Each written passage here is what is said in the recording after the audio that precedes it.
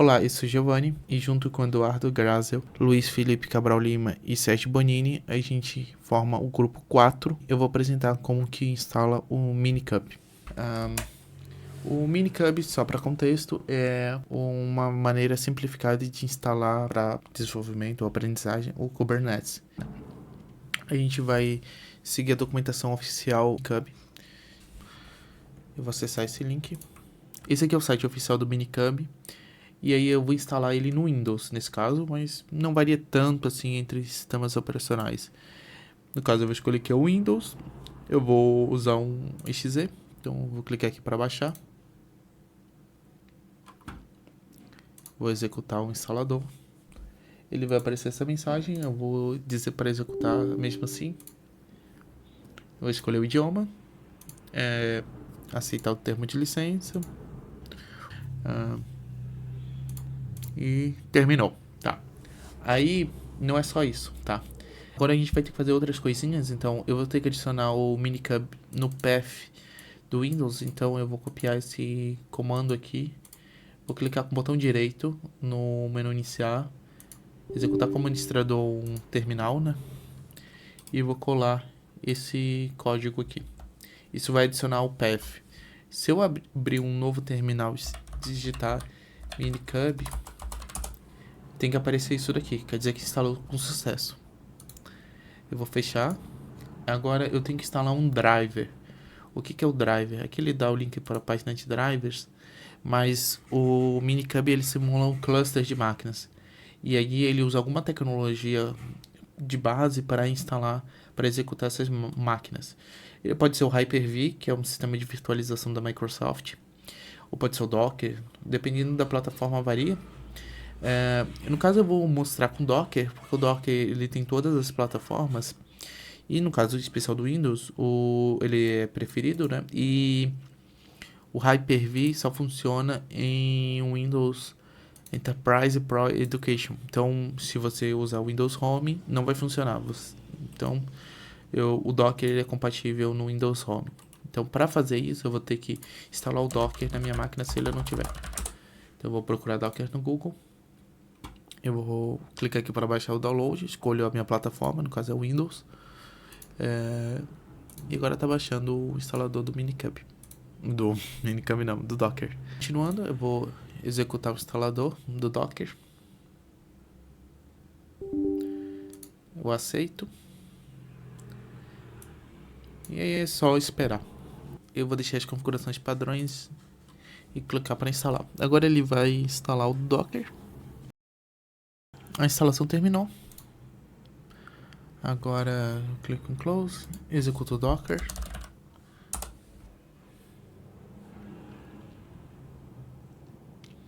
Eu vou aceitar os termos. Aqui eu não preciso preencher o meu e-mail e nem o que eu trabalho ou que eu faço. E agora ele está inicializando a engine Docker. Terminou, ele está funcionando, está running. Ok, agora o que a gente faz? A gente vai executar o nosso projetinho, né? O link do projeto nosso está no slide, eu vou colocar na descrição, mas... Então, aí aqui está ele. Eu vou baixar o código, fazer o download como zip. Eu vou extrair ele, eu já extraí ele. Vou abrir um VS Code nessa pasta, então code. O meu VS Code já está configurado para abrir nessa pasta, mas você pode clicar em Open Folder, escolher achar a pasta e clicar Select Folder. Aqui está o arquivinho dos nossos projetos. Eu vou explicar mais ou menos como o nosso projeto funciona, mas eu acho que fica mais fácil quando você vê ele executando. Então a gente vai ter dois tipos de container, um que é o front-end, né, esse daqui, e o back-end. O que é o back-end? O back-end é um container em Python que gera uma posição XY, uma coordenada, e ele retorna, então ele tem um endpoint barra handle, é um servidor HTTP, tá? Tem um endpoint barra handle, e então esse aqui é o ID dele. Então esse container tem Enquanto ele estiver executando, ele vai retornar sempre esse mesmo valor. E vai dar um X e um Y. Vocês vão entender para que serve isso depois, quando visualizar. Vai ficar mais claro. Esse max number é o tamanho do tabuleiro. E o sleep time é só para a gente forçar o container a demorar um pouquinho para aumentar o uso de CPU. Tá? Vocês já vão entender. Aqui que é um código, um JavaScript, só para um HTMLzão, para fazer solicitações ao back-end. Aqui tem uns arquivos de configuração do deploy do Kubernetes. Então esse código aqui, a gente vai rodar no Minikube, mas ele funcionaria se tu tivesse um cluster de verdade do Kubernetes. E aqui tem a lista de comandos que eu já coloquei aqui, que talvez você precise, dependendo da plataforma. Então, aqui tem alguns outros drivers. Por exemplo, se eu não quiser usar o Docker no Linux, eu posso usar esse comando aqui. Aí ele vai virtualizar uma máquina. Mas eu vou usar esse comando aqui mesmo, que vai usar o driver Docker. Ou seja, ele vai usar o Docker para criar os outros containers no caso, né? Então eu vou abrir um terminal no VS Code. Eu vou definir como Docker. Ele fala que no próxima execução do Minikube ele essa configuração vai ter efeito, né? Então eu vou executar aqui o Minikube. Então aqui eu estou indicando a quantidade de CPUs. Eu estou usando 6 CPUs e 10 GB de memória. Você pode reduzir ou alterar dependendo da configuração da sua máquina. Aí aqui é só esperar. E aqui ele vai baixar as imagens e vai fazer o setup do Kubernetes e configurar tudo direitinho. Às vezes aparece essa mensagem aqui, mas mesmo não conseguindo se conectar, ele funciona perfeitamente. Ele terminou a instalação, eu vou limpar o terminal. Se você acessar o Docker, vai estar aparecendo que o Minikube está executando. Continuando, ativar o Metric Server. O que ele faz? Para as configurações que a gente vai fazer aqui, a gente tem um arquivo de deploy, né? E um deles a gente vai fazer o auto-scaling dos containers. Dependendo da demanda, vai aumentar ou diminuir a quantidade de containers rodando. E ele precisa saber o uso de CPU do container. Para isso, eu vou ativar essa extensão aqui, que permite ele monitorar o uso de CPU dos containers. E o ingress, que eu também vou usar, que ele faz o seguinte, existem dois tipos de containers, e ele consegue gerenciar em um único acesso. Ele consegue, dependendo, rotear o tráfego de um container para o outro. Então, eu vou ter uma página, o início dela, a página inicial vai ser para o container de front-end, né, que é uma página padrão. E se eu executar barra API alguma coisa, ele vai redirecionar para um segundo container. No caso, quando acessar barra API barra random, né, que é o endpoint que eu criei aqui, ele vai dar um número aleatório. A gente vai mostrando, porque eu acho que fica mais evidente, mais claro de entender. Tá. Agora que eu instalei o Minikube, eu vou compilar fazer o build do container do backend. Então eu vou entrar na pasta do backend, vou executar essa linha de comando aqui que vai fazer a imagem do container. Então ele vai usar como base esse Dockerfile, ele vai usar uma imagem base do Python mesmo, vai copiar os arquivos desse app para app dentro do container, né?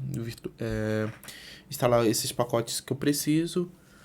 Esse container ele vai abrir um servidor web na porta 5000 e vai executar o Python app, que é esse script aqui que vai criar esse servidor. Ele já criou o container, agora eu vou fazer a mesma coisa pro front-end. Então, esse aqui é o comando pro front-end. Então, vou usar cd front-end e executar aqui o build do front-end. Front-end, ele está usando o Nginx e ele vai copiar esse HTML, e o Nginx por padrão ele já vai servir esse HTML aqui, né? na página padrão, tá? Aí agora eu vou voltar uma pasta. Então, agora que eu terminei o build dos containers, se eu tiver alguma regra, no caso está limpo, mas eu posso deletar, não tem nenhuma regra aplicada. E aqui eu vou aplicar todos esses arquivos aqui de configuração para fazer o deploy desses containers. Então aqui eu executei. Então eu apliquei e agora minha aplicação está rodando. Então para eu acessar ela, eu vou ter que usar o Minikube Tunnel. O que ele faz? O container ele está rodando no IP prop numa porta qualquer. Eu quero poder acessar da minha máquina, no meu computador principal, né, que está rodando o Docker, etc. Então, o túnel, ele faz a solicitação bate no meu computador, né, e ele redireciona para o container que está rodando. Então, e ele vai executar. Eu posso simplesmente abrir um navegador e acessar localhost. Então a gente criou um canvas, né, de 10 por 10 por enquanto, mas dá para alterar o tamanho aqui. E aí cada bloquinho aqui, cada pixel, né, ele representa uma posição aleatória que ele recebeu do back-end. A cor identifica qual container que veio. Então os vermelhos vieram todo de um container 1, por exemplo, e o azul do 2.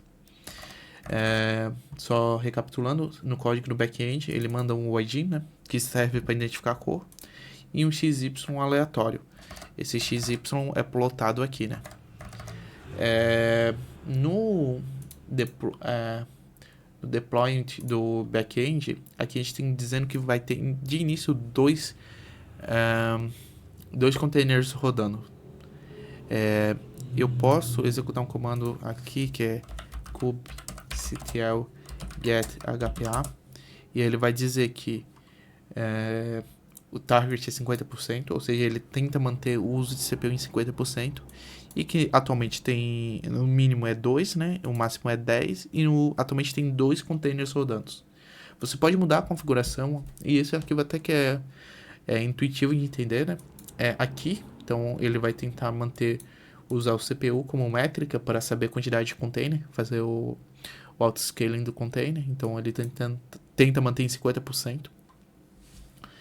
E continuando, se você for aqui em spec, você for na aba network do navegador, aqui você vai ver que ele está executando o endpoint, né, API/random.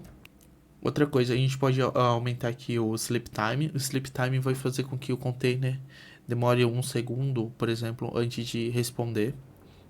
Isso vai fazer com que o uso de CPU do container aumente. Ou a gente pode aumentar o número de requests. Se eu aumentar o número de requests, depois de um certo tempo, surgem novos containers para aumentar a demanda. E essa é a ideia. Então, o Kubernetes, o que ele serve? Tem um container e dependendo da demanda de usuários, eu consigo fazer o auto-scaling.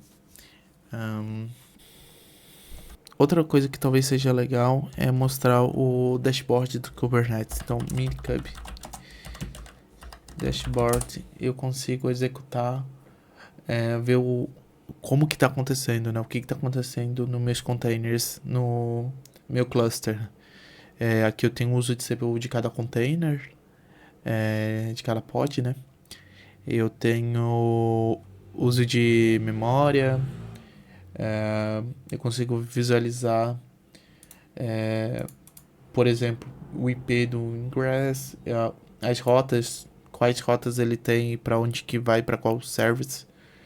Eu tenho os IPs, por exemplo, esse daqui é o do back-end, o IP de cada container, que é a porta 5000, lá que a gente tinha configurado.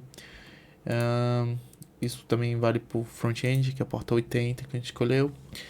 E o uso de memória, CPU, você consegue ter várias informações interessantes.